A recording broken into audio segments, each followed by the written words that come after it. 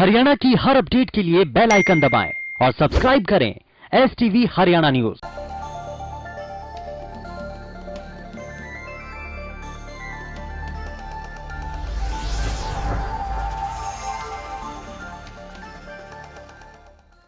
नमस्कार, हल्का हलचल में आप सभी का स्वागत है और मैं हूं आपके साथ सोनिया सत्यानीता।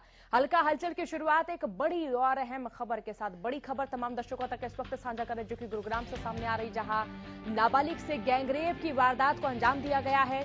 4 युवकों ने इस वारदात को अंजाम दिया। पुलिस ने एक शख्स को कार्रवाई करते हुए गिरफ्तार भी किया है। बता दें कि आरोपी को पीड़िता पहले से ही जानती थी। आरोपी ने जान पहचान का फायदा उठाया और गैंगरेप की वारदात को अंजाम दिया। 4 युवकों ने इस वारदात को अंजाम दिया है और पीड़िता आरोपी को पहले से जानती थी। आरोपी ने जान पहचान का फायदा उठाया। इसके बाद बसई एनक्लेव में इस वारदात को अंजाम दिया गया। यह घटना बीते 3 मार्च की है। फिलहाल पुलिस इस मामले की तफ्तीश में जुटी हुई है। यह खबर गुरुग्राम से तमाम दर्शकों तक साझा कर रहे हैं। नाबालिग से गैंगरेप की वारदात सामने आई है। 4 युवकों ने इस वारदात को अंजाम दिया है। ये बीते 3 मार्च की घटना है। 4 युवकों ने इस वारदात को अंजाम दिया। पुलिस ने एक शख्स को फिलहाल गिरफ्तार किया है और मामले में फिलहाल तफ्तीश जारी है। पुलिस तफ्तीश में जुटी हुई है। हर एक एंगल से इस मामले की जांच की जा रही है।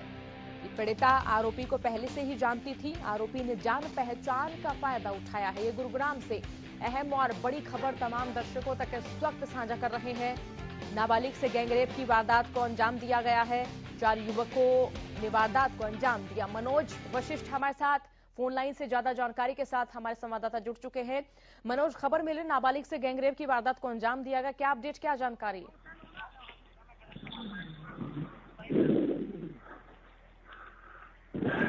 मनोज, गुरुग्राम से खबर आई है कि नाबालिग से 4 युवकों ने गैंगरेप की वारदात को अंजाम दिया। क्या अपडेट मिल पा रही अभी तक इस मसले में?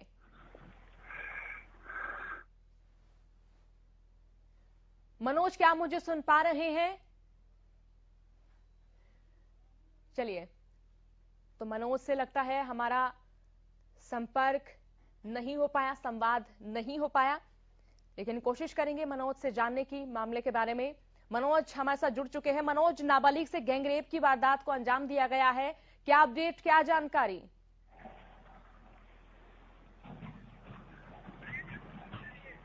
मनोज, क्या आप मुझे सुन पा रहे हैं? मनोज, क्या मेरी आवाज आप सुन पा रहे हैं? चलिए, मनोज से हमारा जो संवाद है वो नहीं हो पाया। ये गुरुग्राम से बड़ी खबर, नाबालिग से गैंगरेप की वारदात को अंजाम दिया गया। 4 युवकों ने वारदात को अंजाम दिया। पुलिस ने एक शख्स को गिरफ्तार भी किया है। मामले की तफ्तीश में पुलिस जुटी हुई है। बीते 3 मार्च की घटना है और बसई एनक्लेव में इस वारदात को अंजाम दिया गया है। प्रदेश में क्राइम की खबरें लगातार बढ़ रही हैं। इस तरह जो दुष्कर्म की खबरें हैं वो भी प्रदेश के कई जिलों से सामने आ रही हैं। तो ऐसे में एक और ये दुखद खबर, जहां नाबालिग से गैंगरेप की वारदात को अंजाम दिया गया। 4 युवकों ने इस वारदात को अंजाम दिया है। पुलिस ने हालांकि एक शख्स को गिरफ्तार भी किया है और आरोपी को पीड़िता पहले से जानती थी। मनोज वशिष्ठ एक बार फिर से हमारे साथ जुड़ चुके हैं। मनोज, गुरुग्राम में नाबालिग से गैंगरेप की वारदात को अंजाम दिया गया है, क्या अपडेट, क्या जानकारी?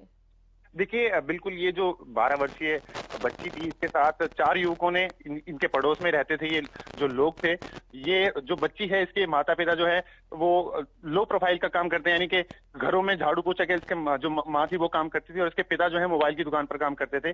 जब ये दिन में दोनों काम पर चले गए तभी इनमें से एक लड़के को ये जानती थी बच्ची। उसके बाद उस लड़के ने अपने दोस्तों को भी बुला लिया और इस लड़की को ले जाकर दुष्कर्म की घटना को अंजाम दिया। जी मनोज, अभी तक अगर बच्ची की स्थिति की बात करें तो क्या स्थिति नजर आ रही है?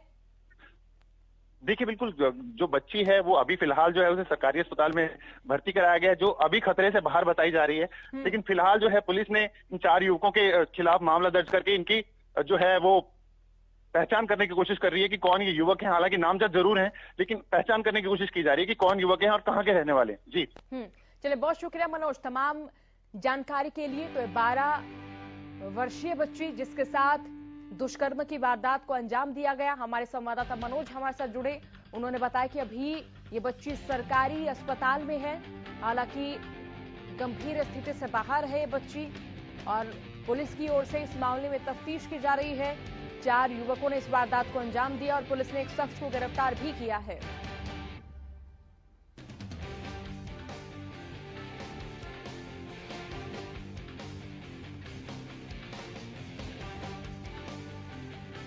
और चलिए हल्का हलचल में आगे बढ़ते हैं। एक बड़ी और अहम खबर की और बड़ी खबर तमाम दर्शकों तक इस वक्त साझा कर रहे हैं, जो कि इस वक्त पंचकूला से सामने आ रही है, जहां रामगढ़ स्थित TBRL क्षेत्र में भीषण आग लगी। TBRL क्षेत्र में सरकंडों में आग लगी है। बीते 8 घंटों से आग लगी हुई है। दमकल विभाग की गाड़ियां हालांकि मौके पर पहुंची हैं। आग पर काबू पाने की कोशिश लगातार जारी है। देखिए तस्वीरें दिखा रहे हैं, जहां रामगढ़ स्थित TBRL क्षेत्र में भीषण आग लगी है। TBRL क्षेत्र में सरकंडों में आग लगी है और बीते 8 घंटों से आग लगी हुई है। दमकल विभाग की गाड़ियां मौके पर पहुंची हैं और आग पर काबू पाने की भरसक जो कोशिश है वो यहां पर की जा रही है। आग बुझाने का भरसक प्रयास यहां पर किया जाए। तस्वीरें तमाम दर्शकों तक इस वक्त साझा कर रहे हैं। यहाँ सरकंडे खड़े हुए हैं जिन्होंने आग लगी है और यह आग लगातार फैलती ही गई। ये तस्वीरें भी तमाम दर्शकों तक इस वक्त साझा करें, जहां आप देख सकते हैं कि किस तरह से यहाँ पर भीषण आग लगी है और किस तरह से यहाँ यह दृश्य नजर आ रहा है कि इतनी भीषण आग यहाँ पर एकदम लगती है। सरकंडों में आग लगती है और फिर आग लगातार बढ़ती जाती है। दूर तक फैले सरकंडों में यह आग बढ़ती ही जाती है। दमकल विभाग की गाड़ियां मौके पर पहुंची हैं और आग पर काबू पाने का भरसक प्रयास फिलहाल किया जा रहा है। तस्वीरें देखिए तमाम दर्शकों तक इस वक्त साझा कर रहे हैं। जो सड़क का एरिया है वहां तक धुआं फैलता हुआ नजर आ रहा है। धुआं वहां तक नजर आ रहा है। तो ये पंचकुला से बड़ी और अहम खबर। रामगढ़ स्थित TBRL क्षेत्र में भीषण आग लगी है। यहाँ 8 घंटों से आग लगी हुई है। दमकल विभाग की गाड़ियां हालांकि मौके पर पहुंची हैं। कोशिश की जा रही है कि आग पर जल्द से जल्द काबू पाया जा सके। और चलिए हल्का हलचल में आगे बढ़ते हैं। एक बड़ी और अहम खबर की ओर आपको लिए चलते। बड़ी खबर जो कि इस वक्त कैथल से सामने आ रही, जहां लंबित मांगों को लेकर कर्मचारी प्रदर्शन करेंगे। सर्व कर्मचारी संघ राज्य कमेटी के आह्वान पर प्रदर्शन करेंगे कर्मचारी। 7 मार्च से 28 मार्च तक विरोध प्रदर्शन का आह्वान किया गया। देखिए 7 मार्च से 28 मार्च तक विरोध प्रदर्शन का आह्वान किया गया, यानी विरोध प्रदर्शन 7 मार्च से लेकर 28 मार्च तक चलेगा। प्रदेश के सभी कैबिनेट और राज्य मंत्रियों को ज्ञापन सौंपा जाएगा और आज राज्य मंत्री कमलेश ढांडा के निवास पर प्रदर्शन किया जाएगा। तो अपनी लंबित पड़ी मांगों को लेकर सर्व कर्मचारी संघ राज्य कमेटी के आह्वान पर कर्मचारी प्रदर्शन करेंगे। प्रदेश के सभी कैबिनेट और राज्य मंत्रियों को ज्ञापन सौंपेंगे और राज्य मंत्री कमलेश ढांडा के निवास पर आज प्रदर्शन करेंगे। कैथल से यह अहम खबर। लंबित पड़ी मांगों को लेकर कर्मचारी प्रदर्शन करेंगे। जानकारी दे दें कि 7 मार्च से 28 मार्च तक विरोध प्रदर्शन का आह्वान किया गया है और अपनी लंबित पड़ी मांगों को लेकर कर्मचारी प्रदर्शन करने वाले हैं। सर्व कर्मचारी संघ राज्य कमेटी के आह्वान पर यह प्रदर्शन होगा।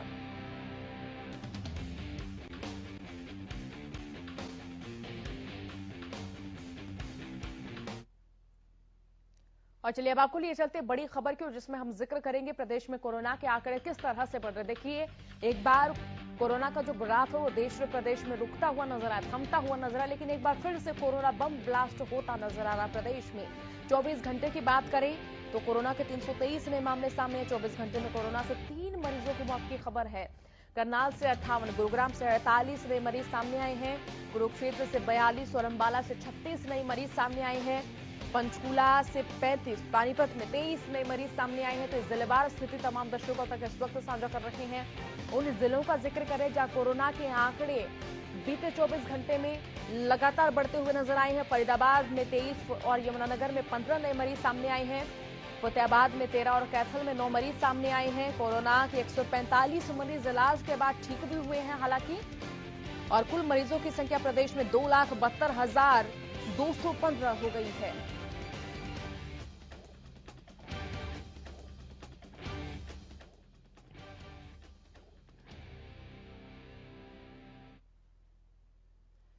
और चलिए इसी भी शुरू कर लेते हैं झज्जर जिले की, जहां से हमारे संवाददाता रमाकांत इस वक्त हमारे साथ लाइव जुड़ चुके हैं। रमाकांत, सबसे पहले जिक्र मैं कोरोना का ही करना चाहूंगी, क्योंकि प्रदेश में वैक्सीनेशन का जो दूसरा चरण है वो भी कई जिलों में सुचारू रूप से चल रहा है। कोरोना केसेस एक बार तो रुक गए थे, लेकिन अब दोबारा तमाम जिलों में कोरोना के आंकड़े बढ़ते हुए नजर आ रहे हैं। अगर आपके जिले की बात करें तो यहाँ क्या स्थिति है? अगर झज्जर की स्थिति की बात करें तो झज्जर की स्थिति बिल्कुल सामान्य है। कल 24 घंटे की बात करें तो 24 घंटे में कोरोना का सिर्फ एक ही केस आया था और आपको बता दूं कि यहां पर एक्टिव अगर मामले की बात करें तो 4 एक्टिव मामले हैं, जिसमें से एक आदमी को अस्पताल में, वहीं 3 लोगों को होम आइसोलेट किया गया है। सीएमओ संजय दहिया की माने तो जो होम आइसोलेट है उनकी पूरी मॉनिटरिंग की जा रही है, उनकी पूरी केयर की जा रही है और जल्द ही झज्जर को कोरोना मुक्त किया जाएगा, ये सीएमओ संजय दहिया का आश्वासन है। साथ ही उन लोगों पर भी कड़ी कार्रवाई की जा रही है। डीसी जितेंद्र दहिया ने उन लोगों को सख्त गाइडलाइन दी है जो चेहरे पर मास्क नहीं लगा के रखते हैं, उन दुकानदारों के खिलाफ सख्त कार्रवाई होगी। जो सोशल डिस्टेंसिंग का ध्यान नहीं रखते, जो हैंड सैनिटाइजर का इस्तेमाल नहीं करते, लगातार उन लोगों के चालान भी किए जा रहे हैं। हर चौक चौराहे पर पुलिस पूरी तरह मुस्तैद है, पहले लोगों को समझाती है कि ये चालान हम आपके लिए नहीं कर रहे हैं, ये सिर्फ बीमारी को बचाने के लिए हम लोगों को ये सख्त कदम उठाए गए हैं। कल अगर राजेश दुग्गल की बात करें तो राजेश दुग्गल ने साफ तौर पर कह दिया है कि जो चेहरे पर मास्क लगा के नहीं आएगा उसका चालान किया जाएगा। साथ ही जो गाड़ी में होते हैं उनको भी साफ गाइडलाइन दे दी गई है। सोशल मीडिया के माध्यम से या अखबारों के माध्यम से या टीवी चैनलों के माध्यम से लगातार लोगों को अवेयर कर रहे हैं और लगातार लोग हैं कि वो बिल्कुल लापरवाह हैं। उन लोगों को सिर्फ चालान का तो भय है, लेकिन वो चेहरे पर मास्क अपनी बीमारी की वजह से नहीं लगा रहे हैं। जी रमाकांत, इसी बीच देखिए कि बाजार खुल चुके हैं, मॉल्स खुल चुके हैं, सिनेमा हॉल्स खुल चुके हैं और इसी बीच स्कूल भी खुल चुके हैं। अगर ऐसे में प्रशासन की जिम्मेदारी की बात करें तो क्या प्रशासन अपनी जिम्मेदारी पर खरा उतरता नजर आ रहा है? जी बिल्कुल, प्रशासन पूरी तरह सजग है। अगर जितेंद्र दहिया की बात करूं तो उपायुक्त महोदय लगातार मॉनिटरिंग कर रहे हैं, लगातार स्कूलों में भी वो लोग अपनी अपनी टीम भेजकर लगातार जगह जगह वो चीजें करी जा रही है, लगातार दुकानदारों को बुलाकर अवेयर कर रहे हैं, लगातार चौक चौराहे पर पुलिस को भी मुस्तैदी बढ़ा दी गई है। साथ ही मॉल के जो मालिक हैं या दुकानदार जो मालिक हैं उन लोगों को साफ संदेश दे दिया गया है कि कोरोना को अब दोबारा अगर फैला गया तो हम लोग सख्त से सख्त कार्रवाई झज्जर में लाई जाएगी। जी रमाकांत, इसी बीच स्कूलों की बात करें तो स्कूलों में अगर तमाम उन एहतियातों का जिक्र करें जो कि कोरोना के चलते सरकार की ओर से दिए गए हैं, तो क्या उन एहतियातों का वहां पर पालन होता नजर आ रहा है जिले में? जी बिल्कुल, अगर झज्जर की बात करूं चाहे सरकारी स्कूल हो या गैर सरकारी स्कूल हैं, वो सभी पूरी तरह रडार पर है। अगर मैं रडार का नाम इसलिए ले रहा हूं कि झज्जर जिला प्रशासन कोई भी ढिलाई नहीं बरतना चाहता। स्कूल प्रशासनों को भी सख्त निर्देश दिए हैं कि अगर बच्चों के साथ या बच्चों की जिंदगी के साथ कोई भी खिलवाड़ होता है तो स्कूल के खिलाफ सख्त से सख्त कार्रवाई होगी। तो स्कूल को भी पता है कि पिछले 1 साल से वो बंद थे, अगर यहाँ पर लापरवाही होती है तो उनके खिलाफ कानूनी कार्रवाई भी होगी और कहीं ना कहीं स्कूल को भी नुकसान होगा। जी चलिए, बहुत बहुत शुक्रिया रमाकांत, तमाम अपडेट, तमाम जानकारी के लिए। और इसी बीच रुक कर लेते कालावली की ओर, जहां से हमारे संवाददाता जगदीश प्रजापति हमारे साथ जुड़ चुके हैं। जगदीश, कोरोना के आंकड़ों के बारे में बताएं, जिले में क्या कुछ स्थिति फिलहाल?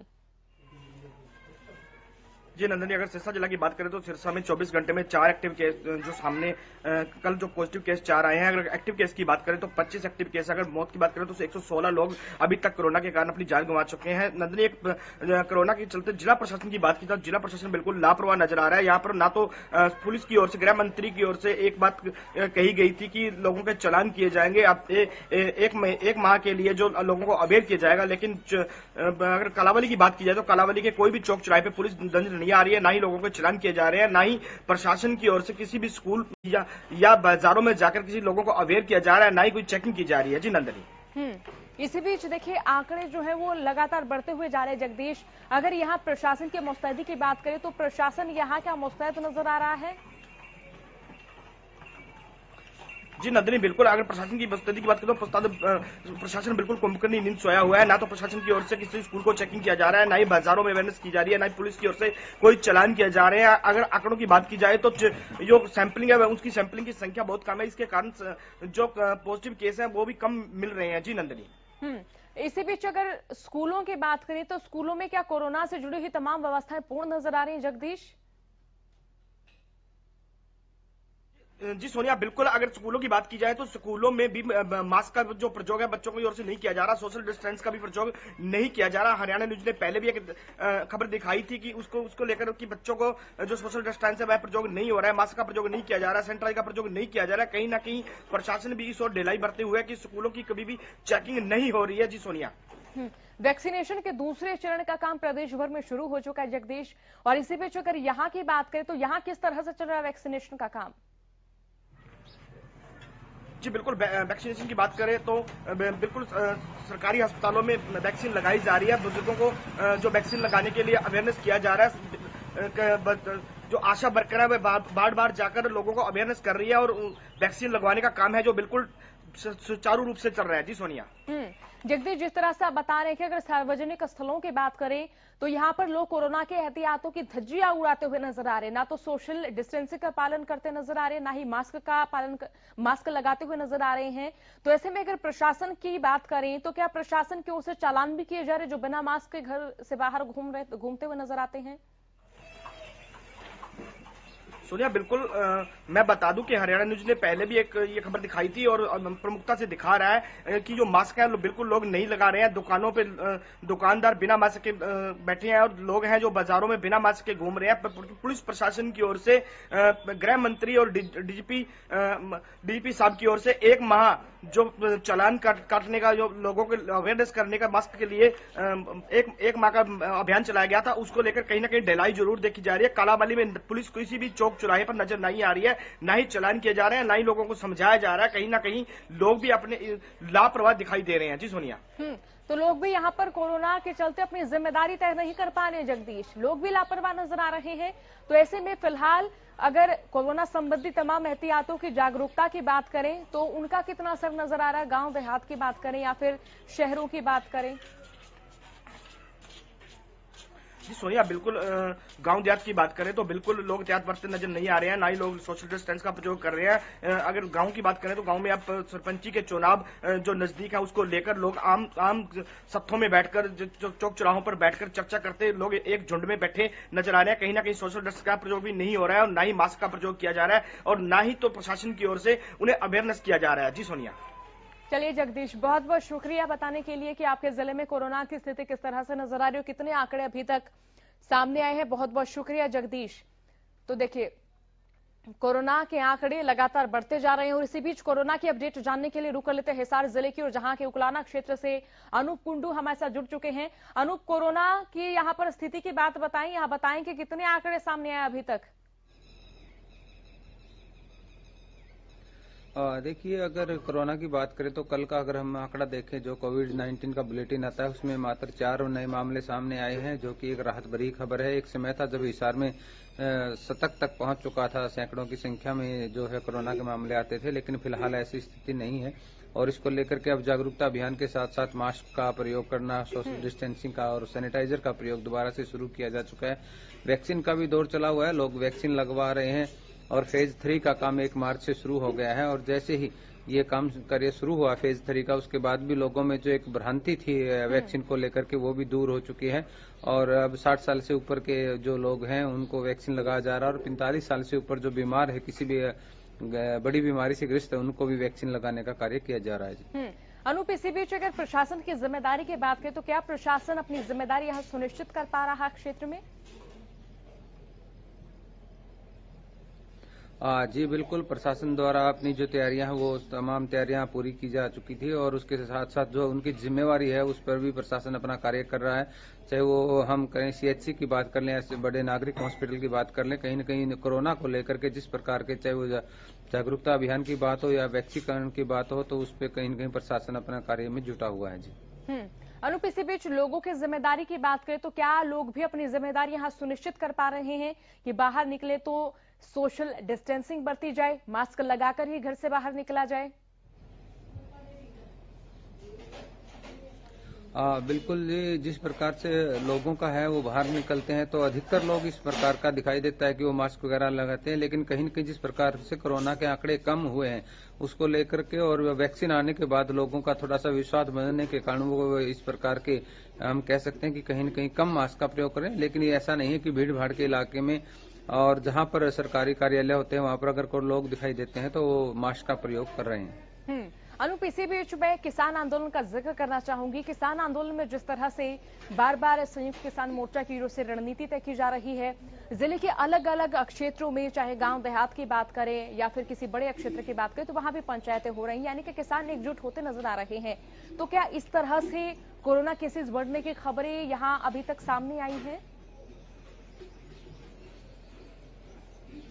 देखिए, मैं किसान आंदोलन से जुड़ी पहले एक बड़ी खबर अपने दर्शकों तक पहुंचा देता हूं कि 8 मार्च को जो अंतर्राष्ट्रीय महिला दिवस मनाया जाना, उसको लेकर के गांव में बड़े चाव महिलाओं में देखा जा सकता है और बहुत एक बड़ी संख्या में महिलाएं जो हैं टिगरी और गाजीपुर बॉर्डर और सिंगू बॉर्डर पर जाने की तैयारियों में है कि वो 8 मार्च को वहां पर महिला दिवस मनाएंगी। पहली खबर तो मैं दे देता हूं। उसके बाद बात आती है कोरोना की।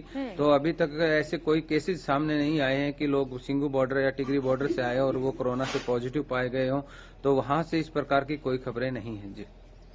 अनूप, इसी बीच स्कूल भी खोले जा चुके हैं, तो ऐसे में स्कूलों में कोरोना से निपटने के जो तमाम एहतियातें जारी की गई हैं, क्या उनका स्कूल प्रशासन की ओर से पालन किया जा रहा है? जी बिल्कुल, कई स्कूलों का हरियाणा न्यूज की टीम ने दौरा भी किया और बिल्कुल औचक एक किस्म से वो हम दौरा कह सकते हैं, जाकर के देखा तो बहुत सारे स्कूल ऐसे थे जिनमें पूरे प्रशासन द्वारा, जो स्कूल प्रशासन है उस द्वारा इंतजाम किए हुए थे। सोशल डिस्टेंसिंग का पालन किया जा रहा था, सभी बच्चे मास्क लगाए हुए थे। इसके अलावा स्कूल के जो रूम है उनको सैनिटाइज किया जा रहा है। और चाहिए निजी स्कूलों की बात करें या सरकारी स्कूलों की, फिलहाल इलाके में इस प्रकार की कोई सूचना भी नहीं है कि स्कूलों में कोरोना के केस बढ़े हों जी। चलिए अनु, बहुत बहुत शुक्रिया तमाम जानकारी के लिए। तो आज के लिए हल्का हलचल में इतना ही। बने रहिए हरियाणा न्यूज के साथ। नमस्कार।